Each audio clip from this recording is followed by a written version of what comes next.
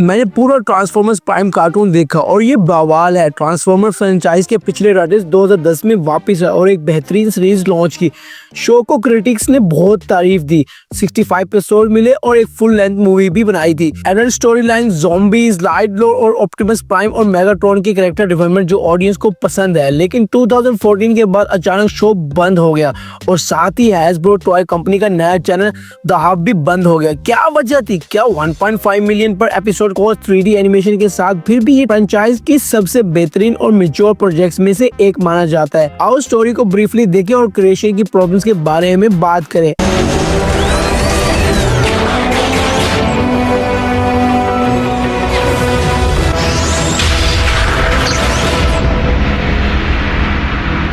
Cybertron की planet है जिसमें लिविंग मशीन्स रहती हैं। अल्फा ट्रॉयन उनकी रेस के सबसे पुराने मेंबर्स में से एक है। लैकॉन आर्काइव के एक गार्डियन, ये एक पुराना हाफ ऑफ नॉलेज है और साथ ही आर्टिफैक्ट्स का स्टोरेज भी। उसे एक आर्काइविस्ट अप्रेंटिस ओरियन पैक्स मिलता है, वो उसका मेंटोर बन जाता है और असल में एक स्पिरिचुअल गाइड। अल्फा ट्रॉयन ने वॉरफोर्स सीख कर ली थी और अर्थ पर लैकून की कई आर्टिफैक्ट्स छुपा दिए ताकि वो डिसेप्शंस के हाथ ना लगे। ये आर्टिफैक्ट साइबरट्रॉन की गॉड एज की एशियस टेक्नोलॉजी रखते हैं, लेकिन सबसे वेरिएबल ट्रेजर ओमेगा कीज निकले। ये ऐसे रिलिक्स हैं जो साइबरट्रॉन को रिवाइव कर सकती है और अगर वो गिर गया, एशियन टेक्स्ट के through Orion PACS records hall में रहकर समझ गया कि साइबरट्रॉन की पावर कितनी करप्ट है और उसने सोचना शुरू किया कि कैसे सब बदल जाए। इस टाइम साइबरट्रॉन के एरिना में मेगाट्रॉनस लड़ रहा था, एक ग्लेडिएटर जिसने 13 प्राइम का नाम लिया था। वो एक रेवोल्यूशनरी था और शुरू में साइबरट्रॉन का बदला लेना चाहता था, जिससे ओरियन पैक्स इंप्रेस हुआ। लेकिन बाद में काउंसिल हॉल में मेगाट्रॉनस ने पावर चेंज करने की डिमांड की और वायलेंस की भी धमकी दी। ओरियन ने अपने कॉमरेड की इंटेंशन समझ ली और उसके अगेंस्ट जाने का फैसला किया। वो पीस और जस्टिस चाहता था, साइबरट्रॉन पर लाइफ चेंज करना, इसलिए काउंसिल ने उसे मैट्रिक्स ऑफ लीडरशिप पाने के लिए छोड़ दिया। ये एक आर्टिफैक्ट है जिसमें सारे पिछले प्राइम्स का एक्सपीरियंस और प्राइमस की स्पार्क है। क्रिएटर और peace maker of all transformers. Big bang के वो बाद वो प्रैक्टिकली एक गॉड था अपने ऑपोजिट यूनिकॉर्न के साथ, जिसका मिशन इंस्लेव और डिस्ट्रॉय करना था। प्राइमस यूनिकॉर्न को ट्रैप करने में सफल रहा और सोचो किस प्लेनेट के कोर में, सही अर्थ में, मेगाट्रॉन डिसेप्शंस का लीडर बन गया और फोर्स से पावर लेने का फैसला किया। वैसे ग्रेट वॉर शुरू हुई जिसने साइबरट्रॉन को डिस्ट्रॉय कर दिया। 100 साल की फाइटिंग ने एनर्जॉन जैसे रिसोर्स को पूरा एग्जॉस्ट कर दिया। ये ट्रांसफॉर्मर्स के लिए ब्लड जैसा है। प्राइमस छुप गया और राइवल यूनिवर्स में एनर्जॉन की तलाश में बिखर गई। जैसे ही वो अर्थ पर पहुंची जहां एनर्जॉन की भारी सप्लाई थी, मूवी में हमें बताया गया कि प्राइम ने ग्रेट स्पार्क को दूर सेक्टर में भेज दिया ताकि वो मेगाट्रॉन के हाथ ना लगे, यानी लिटरली बैटलफील्ड को अर्थ पर बदल दिया। हम कई ऑटोबॉट्स की हिस्ट्री भी जानते हैं। एग्जाम्पल के लिए बम्बलबी ने अपनी आवाज खो दी क्योंकि वो एक स्काउट था। मेगाट्रॉन ने उसे ये एहसान दिया लेकिन उसे मारने के लिए छोड़ दिया। रैचेट एक फील्ड डॉक्टर उसकी जान बचाने में सफल रहा, लेकिन आवाज बचाना मुमकिन नहीं था।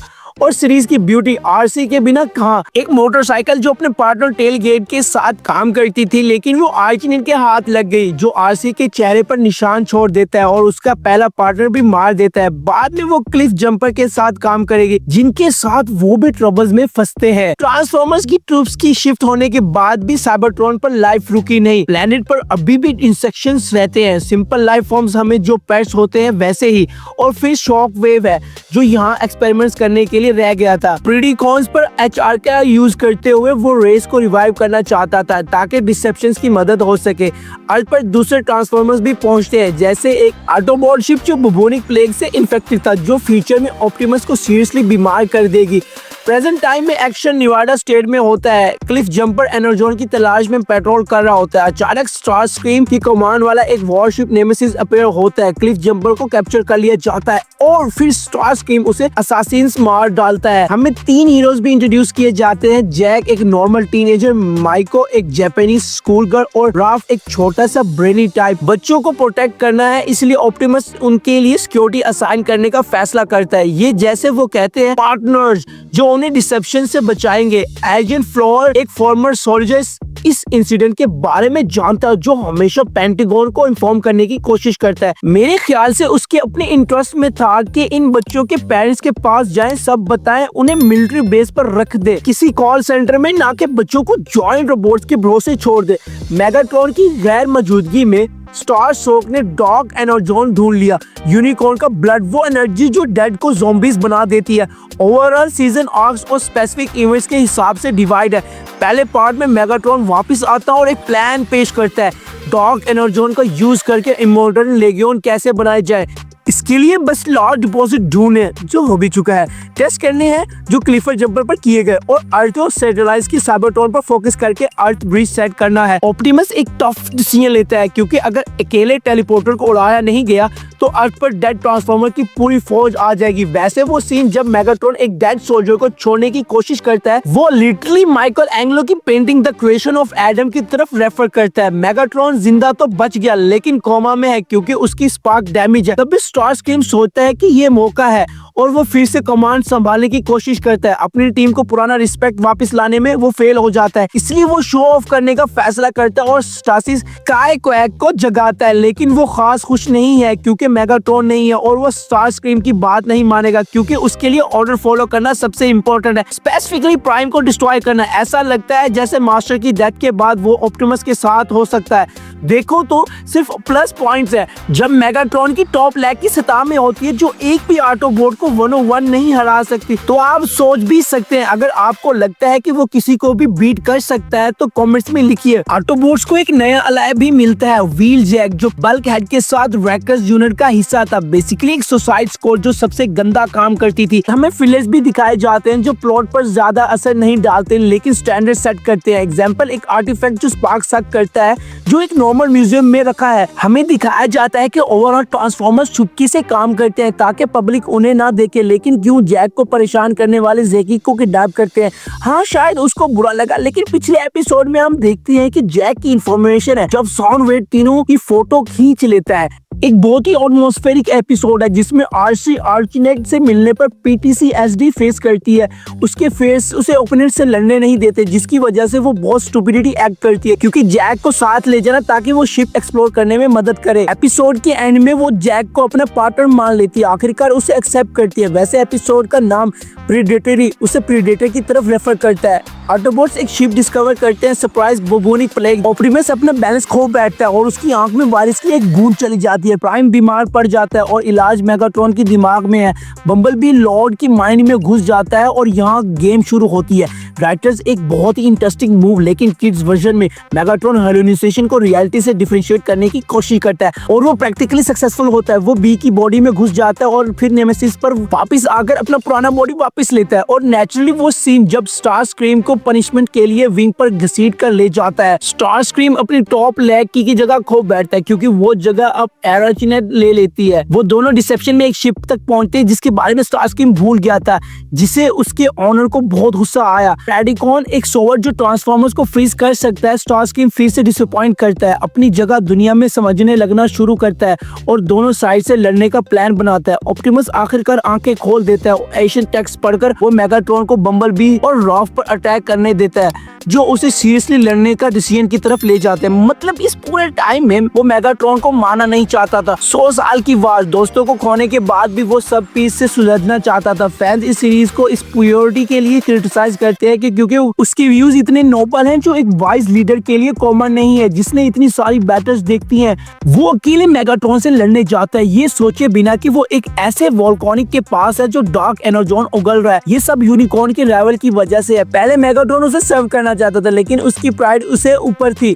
हालांकि चंद सेकंड्स पहले ही वो उसके सामने गिरा हुआ था। हीरोज एक डील करते हैं, वो मिलकर आज के कोर तक पहुंचते हैं और यूनिकॉर्न को फिर से सुला देंगे। हमें बाद में ये भी बताया जाता है कि प्राइमस की जीतने के बाद यूनिकॉर्न आज पर कैसे आया। मेगाट्रॉन डार्क एनर्जॉन और यूनिकॉर्न की आवाज के अंदर आ जाता है जिसकी वजह से वो ऑप्टिमस पर अटैक कर देता है। सोचो, दुश्मन के साथ टेम्पररी पीस करना सबसे स्टूपिड चीज है, ये जानते हुए कि वो अपने आप को कंट्रोल भी नहीं कर पा रहा और उसके प्लान्स भी हैं कि बाद में तुम्हें मारेगा। और यही हुआ। अगर प्राइम अपनी मेमोरी ना खो बैठता, मैट्रिक्स ऑफ लीडरशिप एक्टिवेट होने के बाद मेगाट्रॉन अपने कॉमरेड को नेमेसिस पर ले जाता है और एक नया चैप्टर शुरू होता है। प्राइम को बेवकूफ बनाया जाता है। साइबरट्रॉन की एक नई स्टोरी सुनाई जाती है, जैसे तुम मेरा कॉमरेड थे लेकिन स्टेसिस में फंस गए और मैंने तुम्हें बाहर निकाला। जैसे ऑप्टिमस एशियन टेक्स्ट डिकोड करने लगा ताकि आर्टिफैक्ट्स वाले शिप्स की कोऑर्डिनेट्स ढूंढ सके, लेकिन बाद में एक डिजर्टेड स्टार स्क्रीम से मुलाकात होती है जो उसे सच से रूबरू करवाता है और खुद मेगाट्रॉन अपने दुश्मनों को उसे कॉमरेड से बेहतर जानते हुए एक डम्बस बॉस की तरह बिहेव करता है। वो उसे मास्टरफुली झूठ बोलने की कोशिश भी नहीं करता, ये उसे फोर्स भी नहीं करता डिकोड करने के लिए। वो समझ गया कि शुरू से प्राइम को ये मेथड पसंद नहीं था और ये उसे फिर से अगेंस्ट कर सकता था। वो फिर से वही गलती दोबारा कर रहा था, सबसे स्टूपिड डिसीजन जो ले जा सकती थी, और फिर उसे पॉन्स की साथ छोड़कर खुद साइबरट्रॉन के लिए पोर्टल के थ्रू निकल जाता है। इस पूरे टाइम में बच्चे भी नहीं बैठे थे और ओरियन की मेमोरी वो विक्टर सिग्मा की मदद से रिस्टोर करने की कोशिश कर रहे थे। जस्ट याद दिला दूं, क्यों कोई भी ऑटोबॉट मेगाट्रॉन को नहीं हरा सकता। वो एक ग्लेडिएटर है और एक या दो के अगेंस्ट फाइटिंग स्किल उसे सबसे बेहतर आती है, इसलिए वो सिर्फ डिले किया जा सकता है। ऑप्टिमस अपनी मेमोरी वापस पाता है और दोस्तों के पास वापस आता है। बाकी की आर्क्स, फिलर्स और एशियन रेलिक्स ढूंढने के लिए डेलिकेट है। बम्बल भी अपनी टी को खो बैठता है। ये किसी भी ट्रांसफॉर्मर्स का इंपॉर्टेंट ऑर्गन है जो उसे ट्रांसपोर्ट में ट्रांसफॉर्म होने देता है। सिलास मैक का लीडर अपना रोबोट बनाना चाहता है। नेचुरली वो हीरो को सीक्रेट बेस में घुसने और अपनी गियर वापस लेने देता है। स्टारस्क्रीम टीकॉक से डिप्राइव मेगाट्रॉन से बदला लेने के लिए एराचिनल के साथ अलायंस बनाने की कोशिश करते हैं और ऐसे कह सकते हैं कि वो सक्सेसफुल भी होते हैं। आराम से केयन के टॉप ग्लेडिएटर को डैमेज पहुंचता है, जबकि एक ऑटोबॉट बाद में हमें ये भी दिखाया जाता है कि एराचिनल ने अपने लिए इंसेक्ट्स की पूरी आर्मी बना ली है जो कोकून्स में सोते हैं। 12th एपिसोड में हीरोज एक आर्टिफैक्ट के पीछे होते हैं, फेस शिफ्टर जो मैटर के थ्रू जाने देता है, और बेसिकली ऐसी कई आर्टिफैक्ट्स ऑटोबॉट्स की जीत को क्लोज कर सकते थे, लेकिन क्यों वो उन्हें ढूंढने के लिए पूरी फोर्स नहीं यूज करते। मेरे ख्याल से बेस्ट आइडिया यही होता है कि एजेंट फ्लोर के बेस पर खड़ा करके सही टाइम पर टेलीपोर्टर ओपन करने को कहा जाता। दूसरी तरफ मेगाट्रॉन प्राइम की आर्टिफैक्ट्स को ज्यादा इस्तेमाल नहीं कर सकता, सिंपली क्योंकि सिर्फ एक प्राइम ही यूज कर सकता है, जैसे वो हैमर के साथ। लेकिन ये ऐसा एक आर्टिफैक्ट नहीं है जो ओवरऑल प्लॉट को इफेक्ट करता है। स्टार सेबर अल्फा ट्रॉयन का मैसेज उसमें था और मेगाट्रॉन ऑटोबॉट्स को फास्ट ट्रेल पर डालने की कोशिश करता है। अल्फा ट्रॉयन ने ओमेगा कीज के बारे में बताया जो अर्थ पर बिखरे हुए हैं, लेकिन ये कहना भूल जाता है कि उनमें से एक स्मोक स्क्रीन में है। मेगाट्रॉन ये समझकर कि स्टार सेबर के अगेंस्ट उसके पास कोई चांस नहीं है, डार्क एनर्जी से एक स्वॉर्ड बनाता है, लिटरली आर्टिफैक्ट्स को एनालॉग बनता है। अब वो कोई भी आइटम बना सकता है जो बैटल का रुख आसानी से मोड़ सकता है, लेकिन हैमर में एनर्जी चार्ज है। और शायद सबसे फनी डिसीजंस में से एक था स्टार स्क्रीन को वापस आने देना। वो लड़की जो हमेशा एरोगेंटली बिहेव करता था, पावर चाहता था, अपने ऑनर की जगह लेना चाहता था, उसे पैराडॉन मिल जाता है। वो रेड एनर्जॉन ढूंढ लेता है जो उसे इम्बैलेंस स्ट्रेंथ देती है, टाइम स्लो करने की पावर जो उसे pure nemesis fleet including Megatron और सारे ऑटोबॉट्स को वाइप आउट करने का मौका देती है। हाँ, टाइम एक्शन शॉर्ट है, लेकिन इतना सबको फिनिश करने के लिए काफी था। हमारे ओबीडियंट स्ट्रिकर क्या करते हैं, सही ऑटोबॉट्स और सारे ओमेगा कीज चुरा लेते हैं और मेगाट्रॉन के सामने घुटनों के बल गिर जाता है। और सबसे फनी बात, मेगाट्रॉन उसे सिंपली मार के खत्म करने का फैसला नहीं करता, बल्कि माइंड ट्रांसफर उसे करके स्ट्रेस करता है और फिर से टीम में जगह देता है और अपना एडवांटेज हैमर के थ्रू पूरा लूज कर बैठता है, क्योंकि उसके असिस्टेंट की वजह से पास में स्काई क्वैक को वाइप आउट किया गया था, जिसकी वजह से उसका brother red wing hammer Autobots को दे देता है और अपनी स्पार्क के साथ गुड बाय कहता है। ये मानते हुए कि मेगाट्रॉन के लिए ये कंप्लीट डिफीट है, वो एक सीरियस स्टेप लेता है, बैटलफील्ड की कंडीशन चेंज करता है और लोगों को यूज करना शुरू करता है। वो बच्चों को कैप्चर करता है और एक्सचेंज ऑफर करता है। नेचुरली ऑटोबॉट्स ने ओमेगा कीज दे दिए। मेगाट्रॉन साइबरट्रॉन को रिस्टोर करना शुरू करता है और उसके साथ ही अर्थ को साइबर फॉर्म करना ताकि दो वर्ल्ड्स को एक साथ कंट्रोल कर सके। नेवाडा स्टेट में मेगाट्रॉन की एक जायंट फोर्ट्रेस अपीयर होती है और साथ ही ऑटोबॉट्स बेस को ढूंढकर डिस्ट्रॉय करने की कैपेबिलिटी भी। आर्टिफैक्ट्स चोरी हो गए, हीरोज बिखर गए और डिसेप्शन को शॉक वेव मिल जाता है। साइबरट्रॉन पर आइसोलेशन में रहकर उसने प्रेडिकॉन्स को फिर से क्रिएट कर लिया। वंस एशियन ट्रांसफॉर्मर्स जो थोड़े फूलिश थे, ऑटोबॉट्स को अल्ट्रा मैग्नस मिलता है, एक पुराना जनरल जिसने रैकर्स को किया था वही है जिसने सारे ऑटोबॉट्स को फिर से इकट्ठा किया।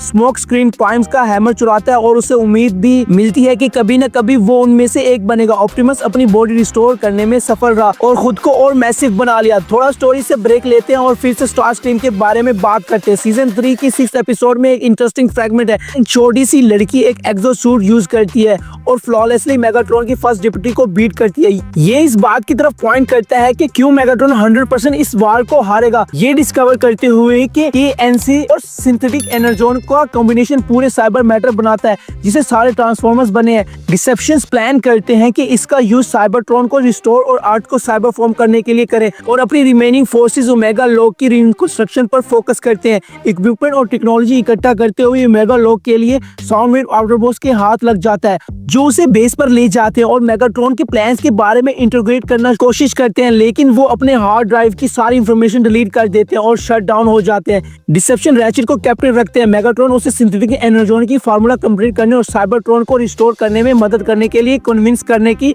कोशिश करता है। रैफ और व्हीलजैक एक यूएवी बनाते हैं और उसे लेजर ब्रेक की ट्रांसीवर का हिस्सा इम्प्लांट करते हैं जिसे स्मोक स्क्रीन ने बैटल में उड़ाया था। ऑटोबॉस को उम्मीद है कि डिसेप्शंस बेड पर आएंगे और रैचेट को फ्री कराया जा सकेगा। लड़का अनविलिंगली डिसेप्शन की सिंथेटिक एनर्जोन फार्मूला कंप्लीट करने में मदद करने को एग्री हो जाता है, लेकिन जैसे ही रैचेट फार्मूला का क्रिएशन कंप्लीट करता है वो फैसला करता है कि वो डिसेप्शन को इसे यूज नहीं करने दे सकता या ओमेगा लॉक कंप्लीट होने दे सकता है, इसलिए वो प्रोजेक्ट के रिजल्ट डिलीट कर देता है और शिप से भागने की कोशिश करता है। वो एक पैराडोकॉन से मिलता है और एक इंटरेस्टिंग स्टोरी बताता है कैसे मेगाट्रॉन अपनी पावर से डरकर ऑटोबॉट्स को उसकी स्पीशीज के अगेंस्ट खड़ा कर देता है, जिसकी वजह से वो एग्जिस्टर के किनारे पर पहुंच जाता है। लड़का रैचेट को छोड़ देता है और अपने ऑनर पर अटैक करने की कोशिश करता है जो खास सक्सेसफुल नहीं होता। ऑप्टिमस अपनी सारी दोस्तों की फोर्स के साथ नेमेसिस पर अटैक करता है उम्मीद करते हुए कि वो आर्ट की डिस्ट्रक्शन को रोक पाएंगे। बम्बलबी बेकार स्पार्क के साथ एंड होता है, लेकिन स्क्रीन पर जो दिखाया जाता है उस पर भरोसा मत करो। ये लड़का डेड से उठा और सोवर यूज करके मेगाट्रॉन को मार देता है और उसे आवाज भी मिल गई। ये सब ओमेगा लॉक की वजह से। ऑक्सीमेटली इसी तरह वो साइबरट्रॉन को रिस्टोर करते हैं और ऐसा लगता है कि खत्म। तुमने ऐसे सोचा होगा, लेकिन वहाँ अभी एक फुल मूवी बची है प्रेडिकॉन्स के बारे में। ऑडियंस को फ्लाइंग ड्रैगन बहुत पसंद आया। ऑटोबॉट्स अपनी जीत सेलिब्रेट करते हैं और ऑप्टिमस से एक ग्रेट न्यूज सुनते हैं। वो जा रहा है क्योंकि अब उसे ग्रेट स्पार्क ढूंढनी है जिसे उसने स्पेस में उड़ने के लिए भेज दिया था। ये अकेले प्रॉब्लम नहीं है क्योंकि हीरोज नए प्रेडिकॉन्स को देखते हैं जो स्टार स्क्रीम की सर्विस में है और अपने एंसेस्टर्स के पार्ट्स को क्लोन करने के लिए इकट्ठा कर रहे हैं। इस पूरे टाइम में किसी ने भी मेगाट्रॉन की बॉडी को सेव करने की कोशिश नहीं की क्योंकि उन्हें लगता था कि वो मर गया, लेकिन वो फिर से रिवाइव हो जाता है। लेकिन अब यूनिकॉर्न के रूप में अपने नए कॉमरेड्स के बारे में जानकर उनके पास जाता है और उन्हें घुटनों या रेदर शोल्डर ब्लेड्स पर गिराकर उन्हें अपना किंग मानने पर मजबूर कर देता है। वो ऑटोबॉट्स के साथ मिलकर यूनिकॉर्न को होल्ड करते हैं, लेकिन ये सब पॉसिबल नहीं होता अगर मेगाट्रॉन ना होता जो उसे फ्री होने और डिस्ट्रॉय करने के लिए सब कुछ कर रहा था। बैटल का आउटकम ऑप्टिमस का अम्पेयरेंस से डिसाइड होता है जो कमिंगली यूनिकॉर्न को हरा देता है और उसे फोर्स करता है कि वो एंटी स्पार्क मेगाट्रॉन की बॉडी को छोड़ देगा और केओस लॉर्ड को ग्रेट स्पार्क की कंटेनर में ट्रैप कर देता है। इसके बाद सारे ज़ॉम्बी कॉन्स डस्ट में बदल जाते हैं। मेगाट्रॉन ऐसे कह सकते हैं रिफॉर्म हो जाता है, ये रियलाइज करके कि ट्रेनिंग गलत रास्ता है और सिंपली साइबरट्रॉन को छोड़कर चला जाता है। स्टार स्क्रीन के लिए और भी बुरा इंतजार कर रहा है, उसे उसके प्रेडिकॉन्स थ्रोन पर ही माउंट कर देता है जिसकी इतनी इच्छा थी और ऑप्टिमस प्राइम जो प्राइमस की स्पार्क के साथ मर्ज हो गया था प्लानिंग के कोर की तरफ निकल जाता है अपने आप को सैक्रिफाइस करते हुए साइबरट्रॉन पर लाइफ को रिवाइव करने के लिए। एक टाइम पर बेस्ट 3D सीरीज में से एक जो मैंने देखा, लेकिन दूसरी तरफ इतना स्टूपिड और सिंपल के चुप रहना मुश्किल हो जाता है। हाँ मैं जानता हूँ ये हिपोक्रिटिकल लगता है, लेकिन सीरीज ने ट्रूली बहुत क्वेश्चनेबल फीलिंग्स छोड़ दी हैं। शुरू से ही हमें एक सुपर प्राइम दिखाया गया है जो शुरू में मेगाट्रॉन को मानना नहीं चाहता था, हमेशा नेगोशिएट करना चाहता था, अपने गोल के लिए किसी भी चीज को सैक्रिफाइस नहीं करना चाहता था। हालांकि ऐसा कह सकते हैं कि उसने अर्थ को तब सैक्रिफाइस कर दिया जब उसने ग्रेट स्पार्क को उड़ने के लिए भेज दिया और क्लियर और रेडिकल रिस्पॉन्स की बजाय वो विलन को मार नहीं सकता। तो दोस्तों अगर आपको ये वीडियो बहुत पसंद आई हो तो लाइक करें, कॉमेंट्स करें और हमारे चैनल को सब्सक्राइब करें। तो मिलते हैं नेक्स्ट वीडियो में।